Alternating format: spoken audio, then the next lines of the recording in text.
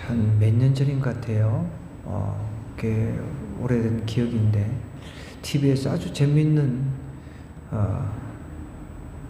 프로그램 중에 이제 노인들이 나와가지고 노인 부부가 이렇게 뭘 그림을 내놓고 막 손짓하면서 막 알아맞추는 그런 게임을 하고 있더라고요. 여기 노인들이 재밌잖아요. 근데 이제 할아버지가 막 설명을 하고 그 할머니가 이제 알아맞추는 건데 그러니까 내자로 막 우리 사이를 이야기를 이제 하라는 거예요. 우리 사이 내자. 처음에 두자 막 하다가 내자 뭐 이렇게 하니까 이제 답은 천생연분인데 내자 하니까 평생원수 이렇게 이야기하는 게 너무 웃기더라고요. 지금도 잊어버리지 않습니다. 평생원수. 그러니까 평생원수로 할머니는 그 할아버지를 대해서 살고 있었다는 겁니다. 우리는 어쩔 수 없이 그냥 원수 같은 사람들하고 같이 사는 경우가 있잖아요. 그죠? 그런데 사실은 우리가 하나님하고 원수였어요. 하나님하고 우리하고 원수였다. 원수 관계였단 말이에요. 그런데 예수님을 이 땅에 보내주셔가지고 그분이 우리가 감당해야 될 그 죄값을 치르고 십자가에 못 박혀 돌아가셨단 말이에요. 그러면서 하나님하고 우리 사이에 그 원수 관계가 이제 허물어진 거죠. 저도 오늘 이 말씀을 묵상을 하면서 예수님의 그 십자가에 못 박히신 그 장면을 다시 한번 생각해 보니까 마음이 참 너무 아프더라고요. 저도 오늘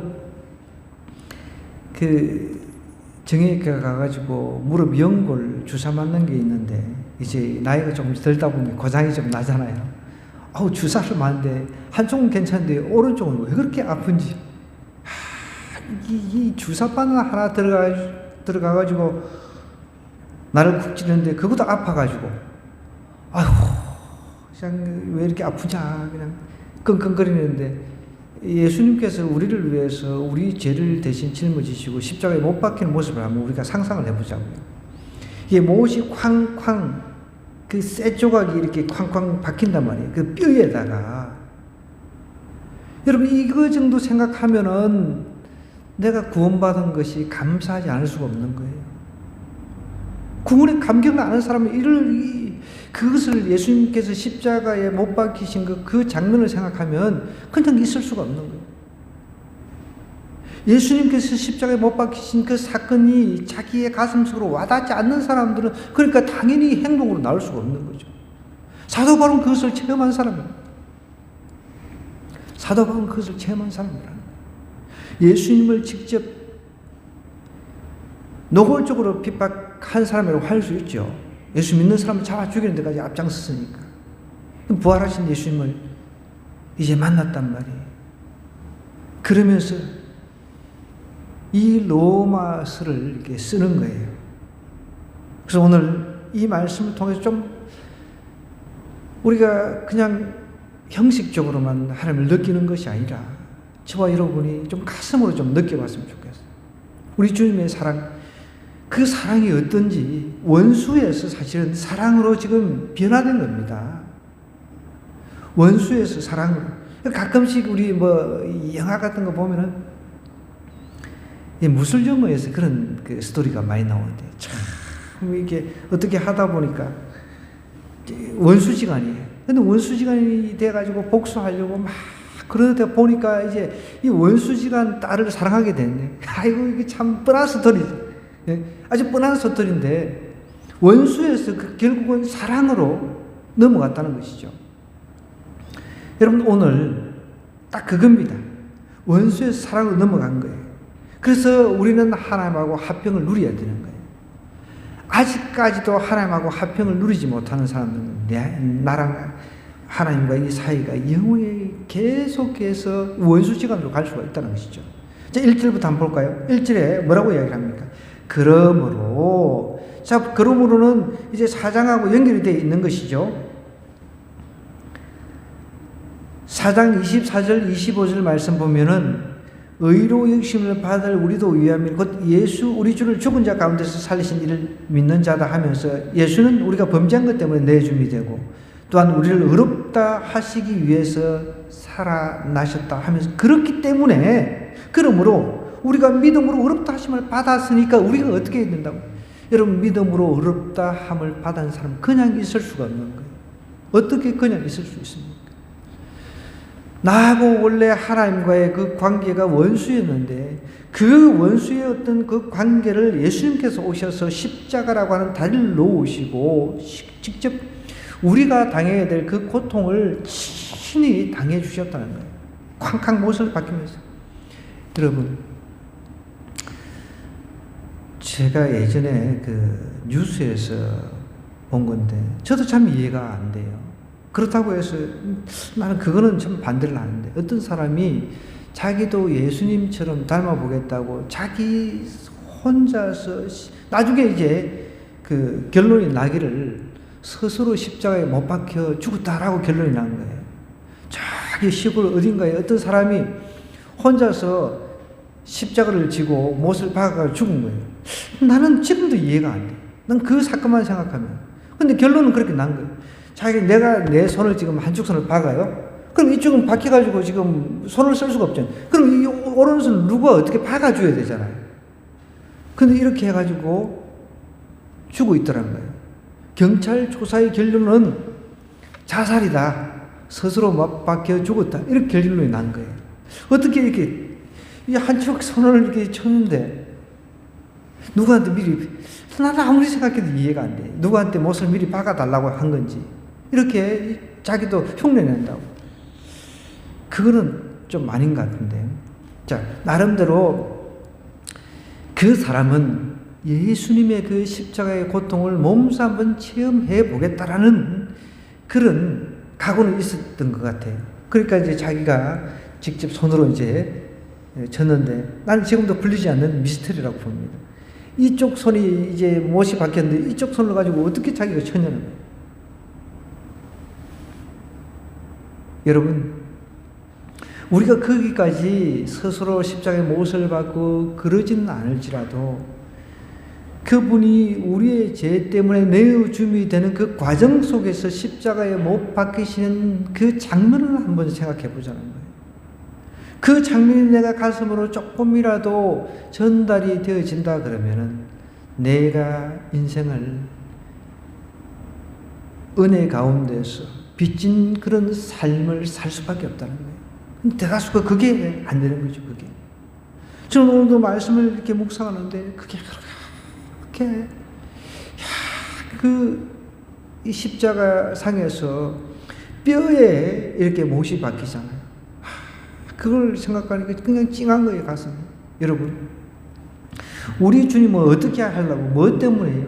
하나님과 화평을 누리도록, 우리가 성부 하나님과 화평한 관계를 누리도록 그렇게 내어줌이 된 거예요. 십자가에 못 박혀 돌아가신 거예요. 자, 그러면은 내가 그 십자가 사건을 이해를 하지 못한다면 난 여전히 하나님하고 원수지간이 있다는 거예요. 여러분, 이 방송을 또 시청하는 사람 중에 어느 누구도 하나님하고 원수지면 안 됩니다. 하나님하고 원수를 지면 내가 뭔가 내 행복을 위해 살아가는 것 같지만 절대 그렇지 않습니다. 보십시오. 하나님 없이 살아가는 사람들의 모습을 한번 보라는 거예요. 그것이 과연 행복이라고 여러분 생각됩니까? 위장된 행복, 거칠은 예수님께 이 땅에 오셔서 바리새인들, 사두개인들, 종교 지도자들, 그리고 정치 지도자들, 그런 사람들 아주 신랄하게 이야기를 했습니다. 혼을 냈죠. 오늘 우리가 예수님하고 이제 성부 하나님의 사이를 알고 또 우리와 하나님의 사이, 우리와 예수님의 사이 이 연결시켜서 한번 좀 복합적으로 생각해 볼 필요가 있습니다. 여러분, 하나님과 화평을 누리면 우리가 그냥 있을 수가 없는 거예요. 2절에도 보면 또한 그로 말미암아 우리가 믿음으로서 있는 이 은혜에 들어감을 얻었으며 하나님의 영광을 바라고 즐거워한다고 했습니다. 여러분, 하나님하고 화평을 누리는 사람은 즐거울 수밖에 없는 거예요. 즐겁다라고 하는 것은 여러분, 만사가 형통하고 그런 차원이 아닙니다. 사도 바울은 감옥에 가서도 그 감옥 가운데서 찬송을 했잖아요. 감옥 가운데서 찬송이 나왔습니다. 즐거움은 내가 어떤 그 즐거움을 만들려고 해서 인위적으로 만들어진 즐거움이 아니라 하나님께서 그것을 주시니까 그냥 찬양이 나오는 거죠. 그 가슴에 찬양이 나오는 거죠. 하나님을 높일 수밖에 없는 거죠.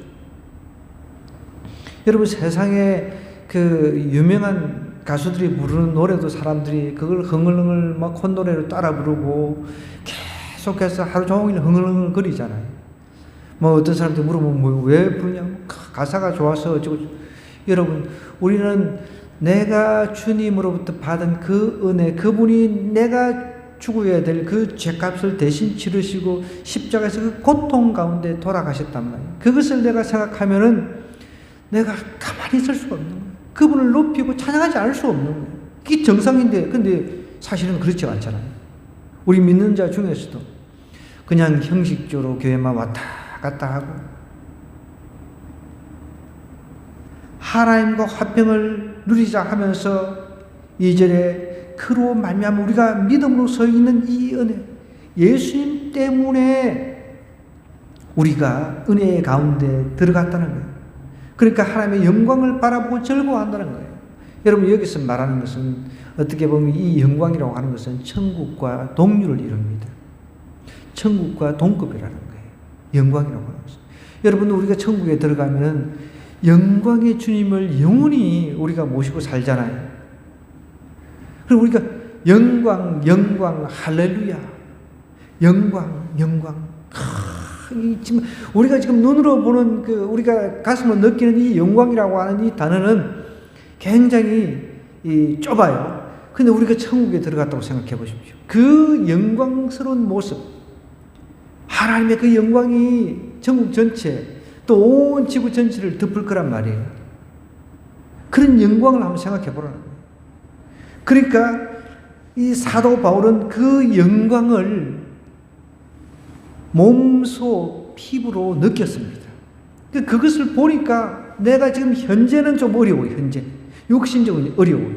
그런데 그것이 미래 앞으로 내가 나아갈 영광의 자리를 생각하니까 즐거운 거예요. 막 즐거운 거예요. 이 느낌 이해가 되나요? 사도 바울의 이 느낌, 이 저자의 이 느낌, 그걸 우리가 이해를 해야 된다.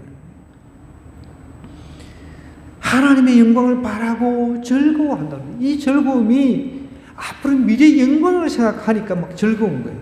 미래의 영광. 그러면서 어떻게 이야기를 하냐면, 이제 우리가 미래의 영광만 있는 게 아니지, 지금 이 땅에 살아갈 때 얼마나 많은 어려움이 있냐는 거예요. 그것을 이제 사도 바울이 이야기합니다. 다만 이뿐 아니라 우리가 환난 중에도 즐거워하나니 이런 환난은 인내를. 여러분, 천국에 환난이 있어요, 없어요? 없습니다. 우리가 미래 영광을 바라보고 즐거워해야 될 이유, 그 이유는 예수님께서 우리 죄를 대신 짊어지고 돌아가셨다는 거, 그거지요. 그런데 이제 우리가 현실로 돌아왔다는 거예요, 현실. 자, 현실에는 환난이 있습니다. 환난이라고 하는 것, 가난합니다. 궁핍합니다. 슬픔이 있습니다. 핍박이 있습니다. 압박이 있습니다. 이런 것들이 있잖아요.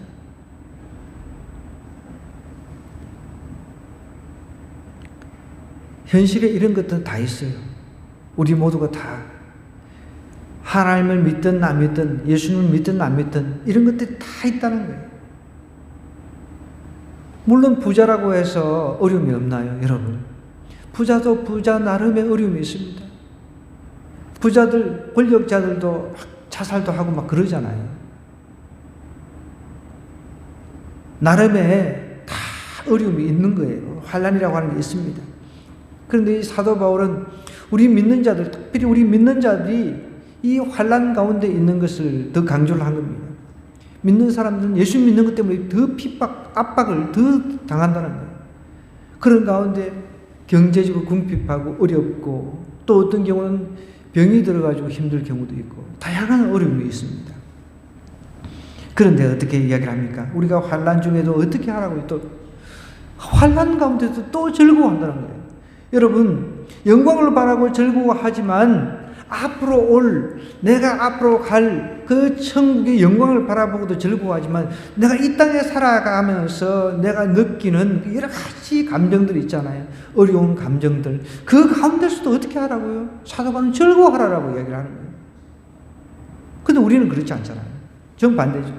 이 땅에서 조금 힘들면 불평하고 원망하고 막 투덜거리고 그 입에서는 온갖 그 잡다한 게 드럼찌꺼기 다 나온다. 제가 그저께 극동방송 이렇게 잠깐 듣다가 MC 아나운서죠. 그분이 어떤 이야기를 하시는데 참 공감이 되는 부분이 있습니다. 무슨 말이냐면 어떤 사람이 연구를 했다는 거예요. 어떤 사람이 연구를 했는데, 과학자가 연구를 했는데 우리 한 사람 한 사람이 매일매일 얼마만큼 생각을 하는지 그것을 이제 연구를 해본 거예요. 생각을 여러분 얼마나 많이 할 거라고 생각해요? 한번 손을 들어서 한번 이야기를 해보세요. 한 사람 한 사람씩. 네? 우리 한 사람, 내 한 사람 한 사람이 지금 생각하는 하루 중에 어떤 생각을 할 거 아니에요. 생각을 얼마나 많이 하는지. 근데 그 생각을 얼마나 많이 하는지 이제 그 사람, 과학자, 그 사람이 이제 연구를 했는데 5만에서 6만 가지의 생각을 한답니다. 그 이야기를 듣고 언뜻 우리는 5만 가지 생각 다 하네. 그런 이야기를 쓰잖아요. 옛날부터 우리 지혜로우신 어르신들은 이 5만 상 다 찌부리네? 이런 이야기 들어봤어요. 5만 상 다 쓰네? 5만 가지 생각을 다 하네? 정확하게 알고 있었던 거죠. 그런데 그 5만 가지 생각 중에 여러분 70%가 부정적인 생각이라는 거예요. 뭐라고요? 5만 가지 생각을 하는데 5만 가지 생각하면서 내가 지금 70%는 계속 부정적인 생각을 합니다. 부정적인. 이래서 어떻고 저래서 어떻고 70% 무려 70% 5만 가지 생각을 하면서 5만 가지 6만 가지 생각을 하면서 70%는 다 부정적인 생각을 하고 있다는 거죠. 그런데 성경은 우리에게 어떻게 이야기를 하라고요? 하나님의 영광을 바라고 즐거워하라 하면서 환난 중에도 어떻게 하라고요? 즐거워하라고 합니다. 이렇게 해야 될 이유가 어떻게 해요? 이렇게 해야 될 이유가 어디 있다고요? 우리가 언젠가 저 천국에서 영광의 하나님을 바라보고 그분과 영광스러운 삶을 살 것이기 때문에 그렇다는 거예요. 그것 때문에 즐거워할 수밖에 없다. 이 땅에 사는 환난 어려움은 잠시라는 겁니다. 잠시.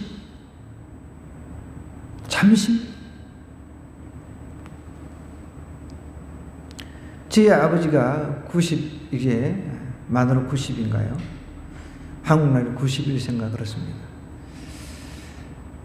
사실 우리 90이면 굉장히 장수했다고 이야기하죠. 우리나라 100세 넘은 사람들이 그렇게 많지는 않습니다. 여러분, 이 100년이라고 하는 그 세월 가운데 영혼의 세계 가운데서 100년을 찍어보면 점도 안 됩니다. 점도 안 돼요. 그렇기 때문에 사도 바울은 미래 우리가 들어갈 영광의 그 천국을 바라보면서 내가 이 땅에 살아갈 때 여러 가지 압박, 궁핍, 고난, 핍박 이런 것 만난다 할지라도 이것조차 즐거워하라는 거예요.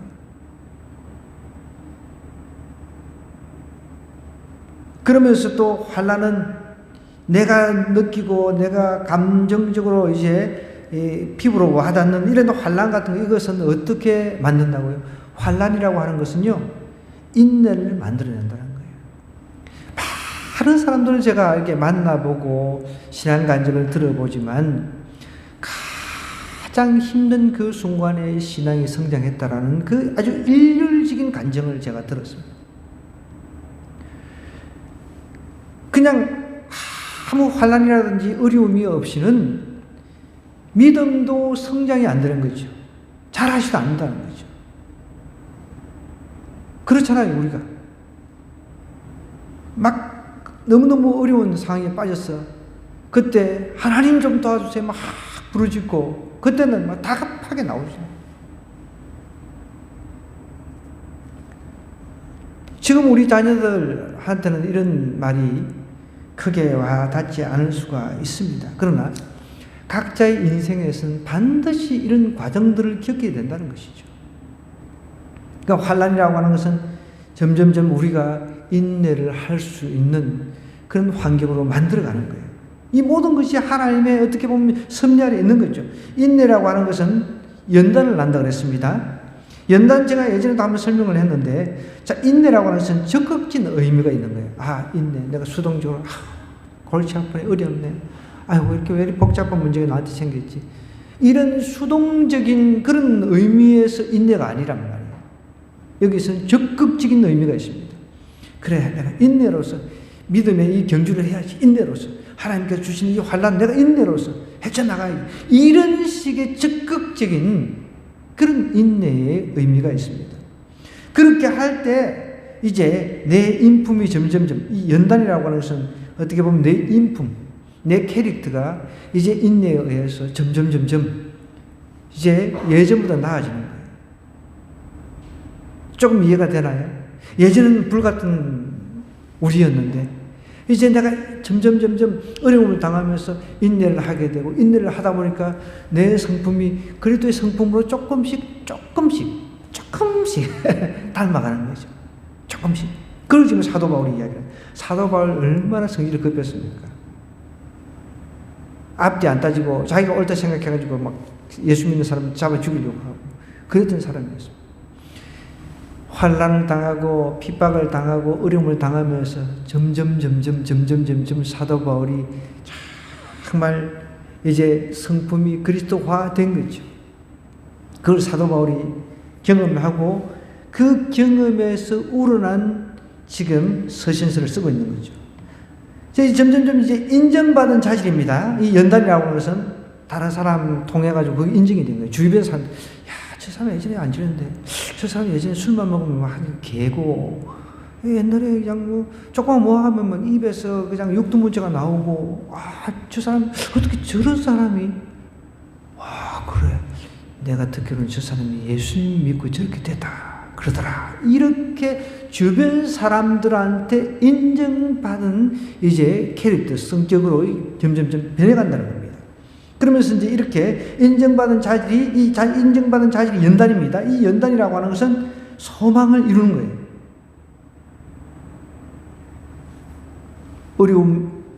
어려움은 우리 누구나 다 겪지만 이 어려움을 해석을 해내는 방법이 다 각자 틀립니다. 근데 우리 믿는 사람은 그래.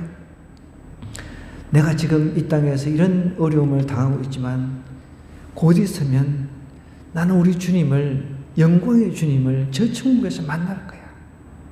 그런 가운데서 소망이 있는 거예요. 소망. 이 소망이라고 하는 것은 여러분 막연한 희망하고는 틀립니다. 희망 고문이라는 말 들어봤죠? 잘 될 거야. 제가 참 그래도 존경했던 목사님 항상 만나면 잘 될 겁니다. 잘 될 겁니다. 굉장히 이 버릇처럼 이렇게 하시는데, 나중에는 주변 사람들도 막, 아이고, 지금 너무 어렵고 힘들데 맨날 잘 될 겁니다. 잘 될 겁니다. 나중에 딸이 직접적으로 그런 거예요. 아빠, 나 힘들어 잘 될 겁니다. 왜 자꾸 뭐, 자기 딸이 그냥 그렇게 이야기를 해버리는 거예요. 여러분, 물론, 잘 된다라고 하는 그 긍정적인 메시지는 참 좋죠. 근데 이런 막연한 희망 고문하고는 소망하고는 틀립니다. 소망이라고 하는 것은 우리 주 예수 그리스도에게 초점이 맞춰져 있는 거예요. 내가 이 땅에서 사는 삶은 잠깐이다. 그러면 저 천국에 이제 내가 곧 갈 텐데 저 천국에서 우리 주님의 그 영광을 내가 보면서 영광의 주님과 영원히 살 소망이 있다는 거예요. 이 땅의 것은 그러니까 이제 큰 의미가 없는 거죠. 이 땅에서 그동안 가치관이 오직 물질, 건강, 명예, 잘 먹고 잘 사는 거였다면 이제 더 이상 이거는 가치가 없는 거죠. 사도 바울처럼 이거는 쓰레기통, 그냥 배수구에 배설물로 그냥 흘려버려버리는 거죠. 가치관이 어떻게 바뀝니까? 저 천국에 대한 소망을 가지고 있으니까 아직 죽어가는 영혼을 바라보면서 불쌍히 여기는 그 마음이 있는 거죠. 그게 정상입니다. 그게 소망 가운데 사는 거예요. 그러면 모든 영혼을 바라볼 때 불쌍히 여기고 긍휼히 여길 수밖에 없는 거죠.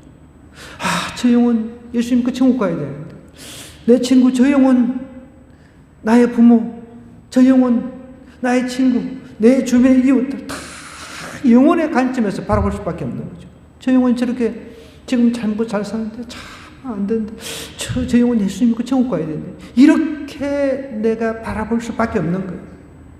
그런 관점으로 밖에 바라볼 수밖에 없는 거죠. 그런데 내가 나와 하나님 사이에 막힌 담을 흘러버리고 화해자가 되어주신, 중보자가 되어주신 그분을 내가 만났어요.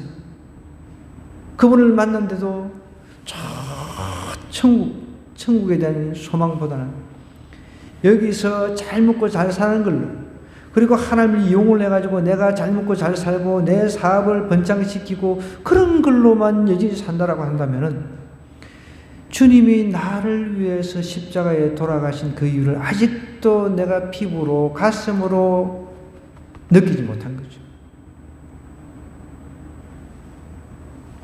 우리 학생들도 마찬가지입니다. 그것이 내 가슴 속에 느껴진다면 내가 공부를 하는 이유도 하나님의 영광, 모든 것이 하나님의 영광임을 내가 직시를 할 수가 있다. 우리 청년들도 마찬가지죠. 결혼하는 것도 마찬가지입니다. 결혼 내 행복이 아니라 하나님의 영광을 위해서 결혼을 하는 거죠.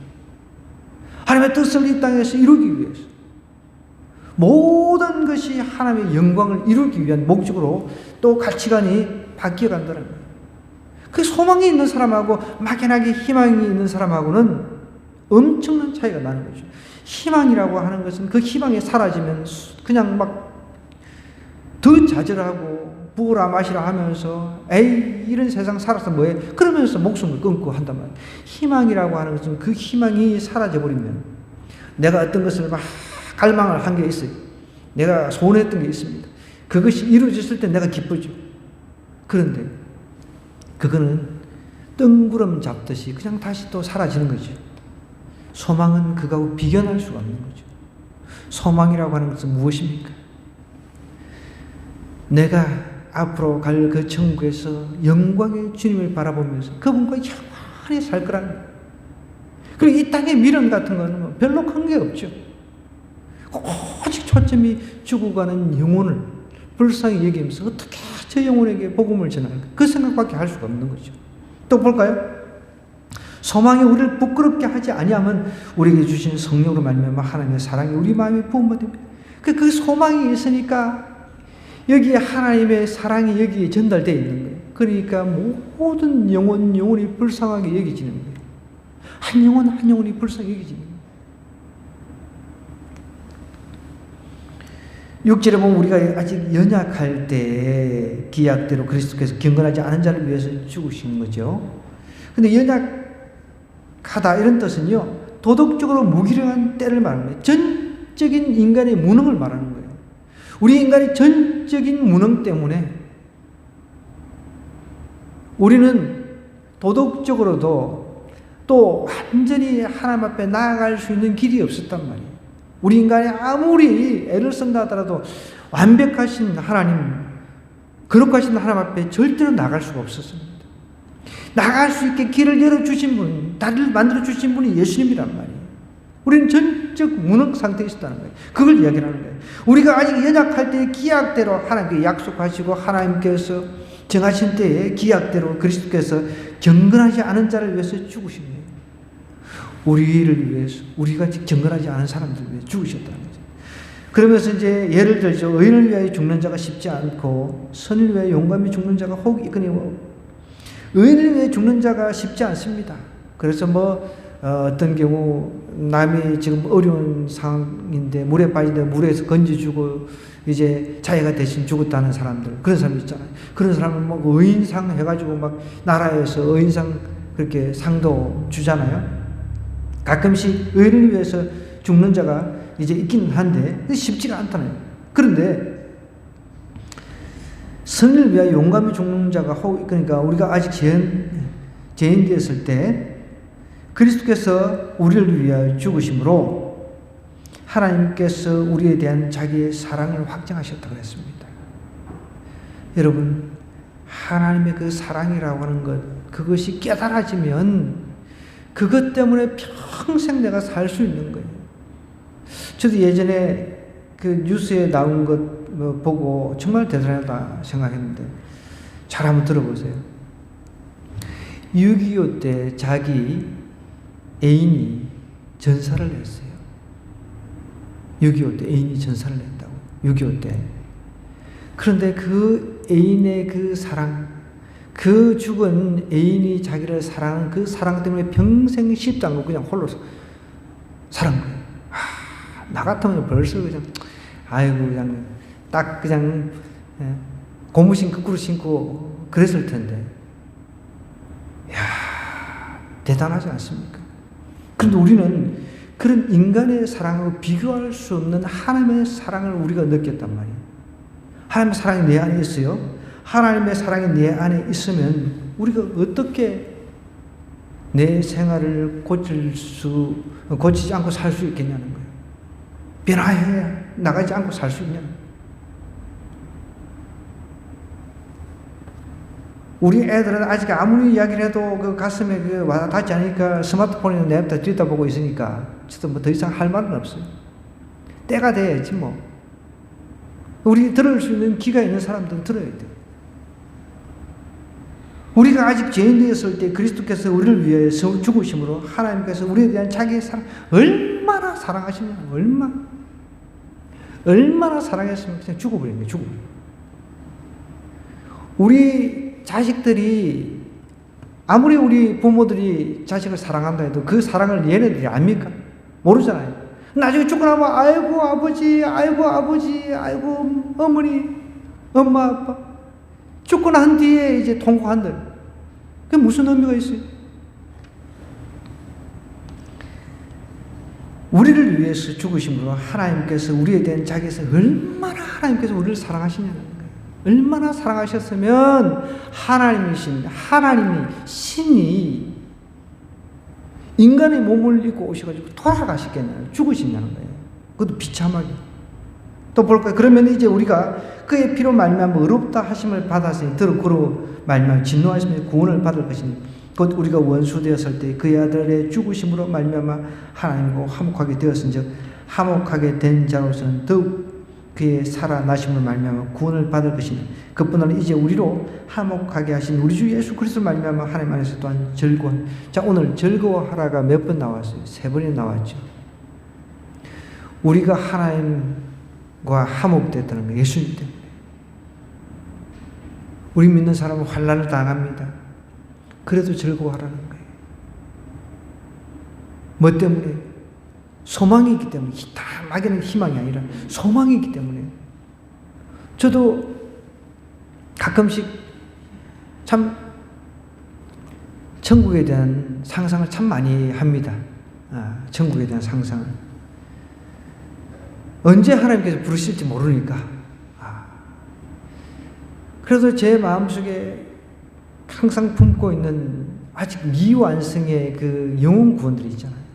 주변의 가족들, 주변의 친인척들, 주변의 친구들 다 한 사람 한 사람 볼 때마다 너무너무 참 안타깝고 답답한 거.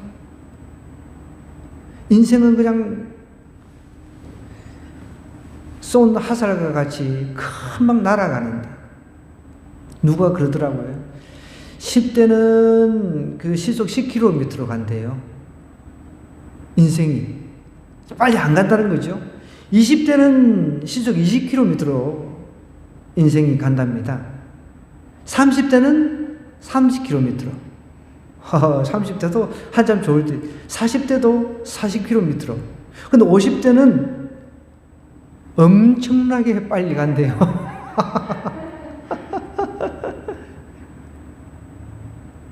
아직 50대가 안 된 사람들은 이해를 잘 못하는 것 같은데.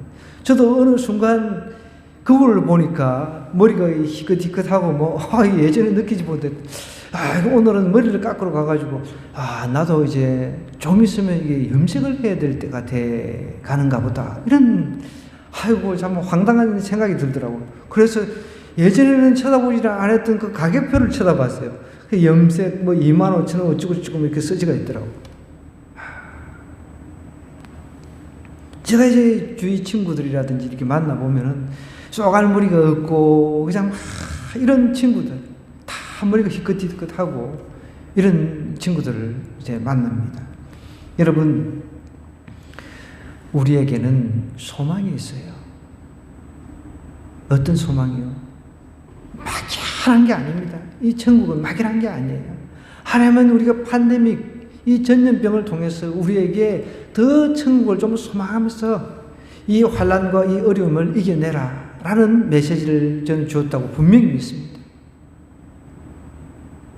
근데 여전히 우리는 눈에 보이지 않으니까, 앞으로 갈 일이 너무 멀 것 같으니까, 지금 내가 처한 이 현실만 바라보고 여기서 좀 더 나은 삶 그것만 위해서 살아가고 있다는 거죠. 좀 오늘 우리가 좀 한번 깊이 있게 이 사도 바울이 하고자 하는 그 말, 사도 바울이 구구절절히 우리에게 들려주고자 하는 이 말을 깊이 가슴 속으로 좀 한번 느껴봤으면 좋겠어요. 예수님에 대해서 우리가 막연하게 예수님이 구원받고 천국 가고 이런 차원이 아니라, 그분이 우리가 아직도 전적 무능한 상태에서 죄인 되었을 때, 영원히 지옥 가야 될 상태에서 우리를 너무너무 사랑하셨다는 거예요. 우리 같으면 어떻게 해? 그래, 다 인간들, 이 썩어 빠진 인간 다 지옥 보내버려. 그래, 새로 인간 만들어버리지 뭐. 그러지 않으셨다는 거예요. 하나님께서는 타락한 그 인간을 위해서 몸소 이 땅에 내려오셔가지고 자신이 만든 그 인간을 위해서, 인간의 그 죄를 위해서 친히 십자가를 지시고 고통도 당해주신 고통을 당하시면서, 고통만 여러분 당한 게 아니에요. 성경 잘 읽어보면 온갖 멸시, 뺨도 맞고 이제 사람들이 침도 뱉었죠. 그런 온갖 비열한 그 인간의 그 모멸감 속에서, 그런데도 하나님께서 그들을 너무너무 사랑하셨다는 거예요. 불쌍히 여기셨다는 거예요. 그러면서 다 이루었다 그러시고 돌아가셨어요. 그리고 또 부활하셨잖아요. 그 부활의 모습을 보면 우리도 언젠가 부활할 거란 말이에요. 그런 소망을 우리에게 주었단 말이에요. 그런 소망을. 죽음이 끝이 아니구나. 죽음 그 이후에는 분명히 우리도, 여러분, 분명한 것은 예수님이 이제 부활한 것도 있지만은 엘리야하고 모세가 변화사에서 나타난 것, 분명히 그건 우리 믿습니다. 믿음의 눈으로 봅니다. 그죠? 수천 년 전의 사람이 모세하고, 여러분, 엘리야하고도 한참 할아버지 하고는 비교가 안 될 정도로 나이 차이 많이 납니다. 그만 1000살 정도로 이렇게 봐야 되겠죠. 그런데 신에서 쑥 예수님하고 나타나셨단 말이에요. 그거 보고 베드로가 뭐라 그랬어요?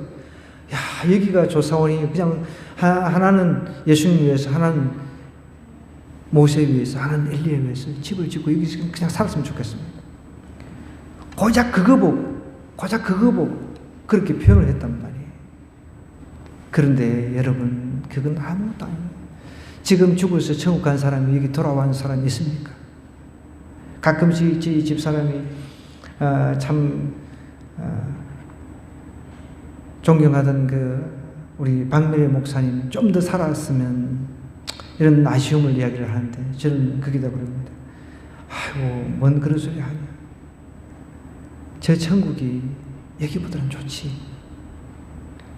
저 천국이 여기보다 좋지. 그 박미래 목사님이 저 천국 계신데 여기 다시 오고 싶겠냐고. 자, 그런 이야기를 합니다. 천국을 소망한 사람은 이 땅의 삶을 이겨낼 수 있는 힘이 있다는 거예요. 이 땅의 삶도 그냥 헛으로 보내지 않습니다. 우리 학생들 잘 들었어요.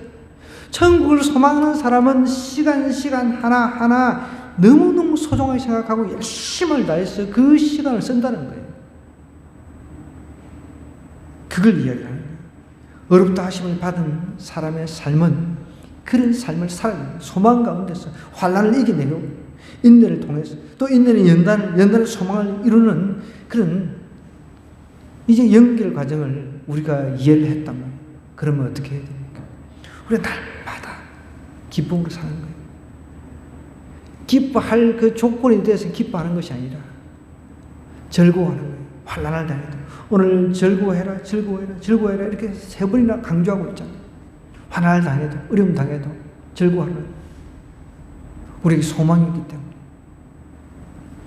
오늘 말씀 생각하고 우리 함께 기도하십시다. 하나님, 우리에게 소망을 주신 주님 감사합니다. 이 소망 가운데서 나 혼자만 이 소망을 가지고 살 것이 아니라 주변 사람에게 강력하게 선포하고 증거하는 그런 한 날 한 날 살게 달라고 주여 한번 기도하십시다.